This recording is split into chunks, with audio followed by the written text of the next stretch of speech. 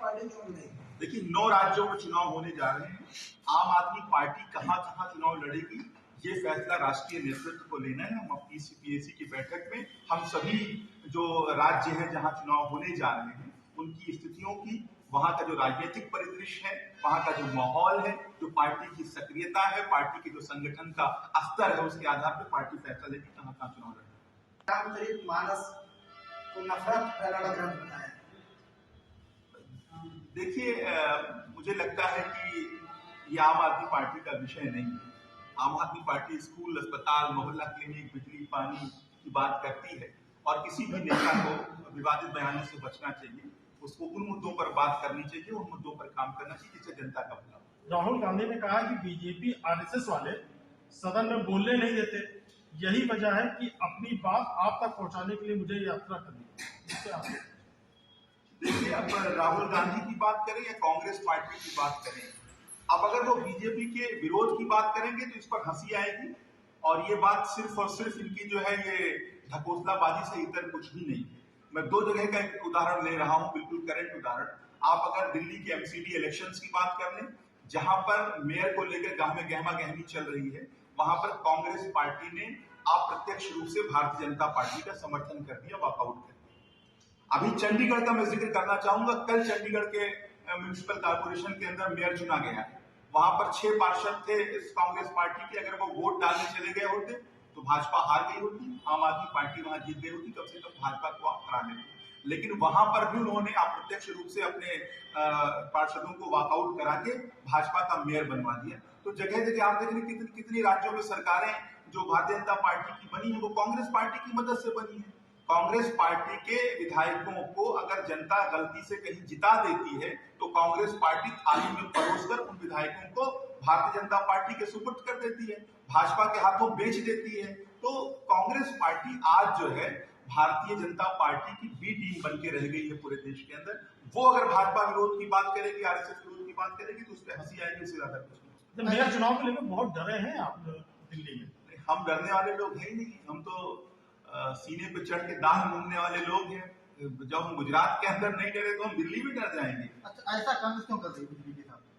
देखिए कांग्रेस हो या भारतीय जनता पार्टी हो, दोनों ही पार्टियों को अच्छे से पता चल गया है कि भविष्य जो है वो आम आदमी पार्टी का है।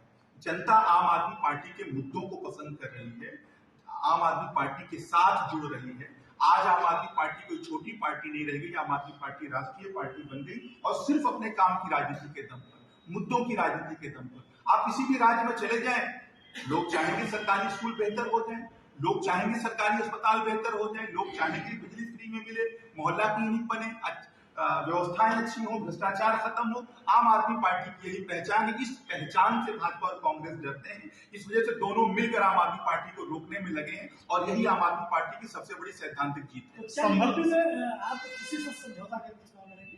देखिए अभी इस तरह की कोई बात नहीं। आम आदमी पार्टी सिर्फ एक गठबंधन करती है, वो जनता के साथ गठबंधन करती है, चाहे यूपी हो चाहे वो देश का कोई दूसरा हिस्सा हो। आम आदमी पार्टी जनता के साथ गठबंधन करेगी, जनता के साथ जुड़ाव पैदा करेगी और चुनाव लड़ेगी। संभल में शफीकुर रहमान जो है उन्होंने मायावती की बहुत कौम की तारीफ की और कौम के लिए बहुत काम किया। आखिर उनका क्या एजेंडा है, क्या कहना चाहते हैं? देखिए वो शफीकुर रहमान साहब से पूछा जाए या समाजवादी पार्टी के प्रवक्ता से पूछा जाए तो वो बेहतर बताएंगे।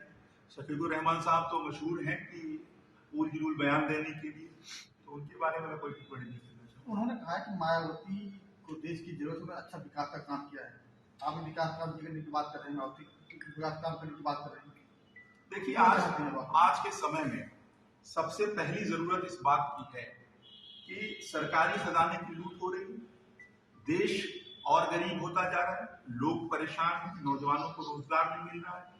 महिलाओं की सुरक्षा की बात कर लें तो महिलाएं सुरक्षित नहीं महसूस कर रही हैं, किसान बदहाल होते जा रहे हैं। आप खुद देख रहे होंगे गोदा के अंदर भी गन्ना किसान कहीं ना कहीं धरने पे बैठे होंगे, आसपास के जिलों में इस तरह की खबरें आ रही होंगी। गन्ने का दाम तक निर्धारित नहीं कर पा रहे, खरीद फरोख्त नहीं कर पा रहे, छुट्टे जानवरों से किसान परेशान है। कुल मिलाकर जो आम जनमानस से जुड़े हुए मुद्दे हैं उस पर भारतीय जनता पार्टी काम करने में पूरी तरीके से विफल है और जनता की मजबूरी ये है कि विपक्ष बेहद कमजोर होने के कारण उनको विकल्प नहीं मिल रहा है। तो ऐसे में आम आदमी पार्टी दिल्ली के विधानसभा में आपके पार्टी के विधायक ने नोटों की गड्डियां लहराई विधानसभा के अंदर, देखिए हो क्या रहा है, पूरे इसी सारा खेल तो यही चल रहा है, खोखा खोखा हो रहा है विधानसभा के अंदर।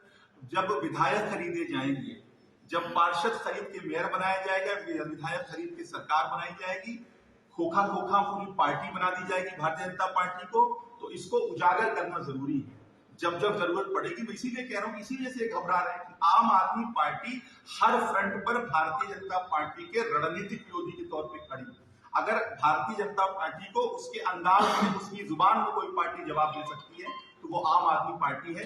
यही कारण है कि भाजपा भी घबरा रही है और कांग्रेस भी घबरा रही है। वजह क्या रही कि आम आदमी पार्टी के विधायक को विधानसभा के अंदर नोटों की गड्डियां लहरानी पड़ी? आप ही के पार्टी के विधायक हैं। देखिए, भाजपा को आईना दिखाने के लिए भाजपा जो कर रही है पूरे देश के अंदर, अभी किस तरीके से महाराष्ट्र के अंदर विधानसभा में किस तरह का मामला सामने आया, मध्य प्रदेश में किस तरीके से सरकार बनाई, अरुणाचल में किस तरीके से सरकार बनाई, गोवा में किस तरीके से सरकार बनाई, कर्नाटका में किस तरीके से सरकार बनाई। तो जो खेल पूरे देश के अंदर भारतीय जनता पार्टी कर रही है, उस खेल को हम विधानसभा के माध्यम से, असेंबली के माध्यम से पूरे देश को दिखाने का काम करें। इसमें बुरा क्या है? जहां आपकी सरकार दिल्ली में, वहाँ एलजी से उनका मामला बैठा, केजरीवाल से क्या नाराजगी, कल भी तक लेके वो सड़कों पे थे।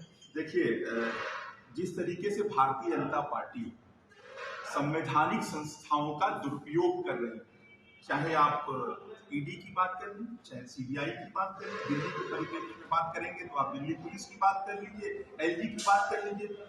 आप बताइए, दिल्ली के शिक्षा मॉडल से तो आप सभी सहमत होंगे ना कि दिल्ली में शिक्षा में अच्छा काम हो। इससे तो मेरे ख्याल से जितने लोग आप बैठे हैं, कोई इससे असहमत नहीं हो सकता। दिल्ली के स्कूलों को हमने बेहतर किया है, दिल्ली की शिक्षा व्यवस्था बेहतर की है, दिल्ली का जो परिणाम रहा है सरकारी स्कूलों का उसको बेहतर किया है।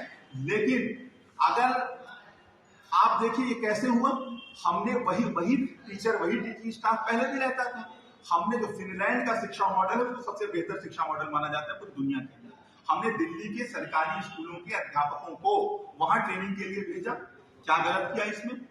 लोग वहां से ट्रेंड होकर आए, उन्होंने अच्छे रिजल्ट दिए यहाँ पर दिल्ली के अंदर। आज भारतीय जनता पार्टी इसी से घबराई हुई है कि गरीब का बच्चा पढ़ने ना पाए, गरीब के बच्चों को अच्छा स्कूल ना मिले, अच्छी शिक्षा ना मिले। इसकी वजह से एलजी के सहारे इस काम को रुकवा दिया। तो जब वो चुनी हुई सरकार के कामों को रुकवाएंगे, संविधान के अगेंस्ट जाकर, सुप्रीम कोर्ट के आदेशों की अवहेलना करते हुए, तो निश्चित रूप से सड़क पे उतरने के अलावा, जनता की अदालत में जाने के अलावा हमारे पास कोई रास्ता नहीं बचता है। जब सर्वोच्च न्यायालय की बात को पलटा जाएगा, सर्वोच्च न्यायालय के निर्णय को पलटा जाएगा भारतीय जनता पार्टी के द्वारा, उनके एलजी के द्वारा, तब तो हम जनता की अदालत में जाएंगे। लोकतंत्र में जनता सबसे बड़ी अदालत है।